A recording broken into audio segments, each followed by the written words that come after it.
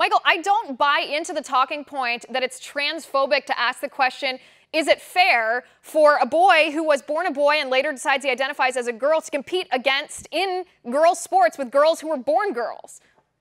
Yeah, I don't even buy into the talking point that created the word transphobic. What does that mean? It means that if you object to the absurd fantasy that a man can become a woman or a woman can become a man, that you're somehow some sort of bigot, which obviously is not the case.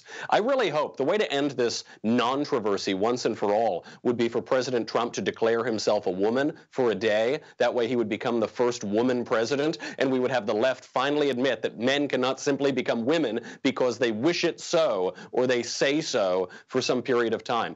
There is a pernicious myth and lie that is going on, which is that men who think that they're women and even take some sorts of hormones do not have an athletic advantage over actual women. That is not true. Men who identify as women, even if they're taking hormones, even if they're reducing their testosterone, do in fact have an athletic advantage.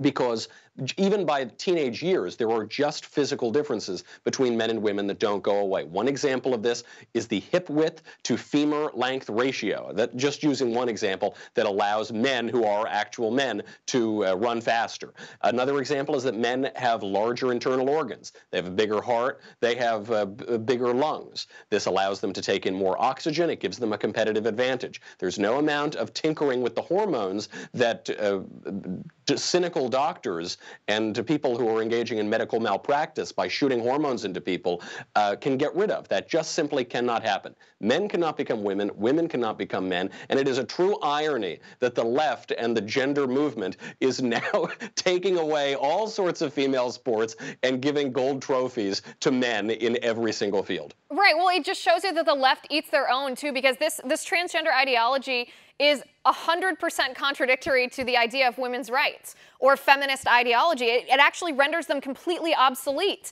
There is no such thing as women's rights or feminist ideology if a man who was born a man and later says, actually, I'm feeling like a woman today, can then win first place in a state high school track championship. It renders women completely irrelevant in a sense.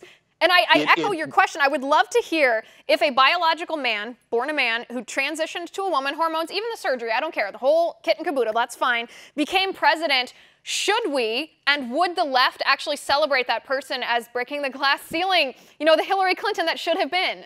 Want to see more videos like this? Click on the link below and subscribe to One American News on YouTube. And call your cable provider and kindly demand that One American News is added to your lineup. Call and subscribe today.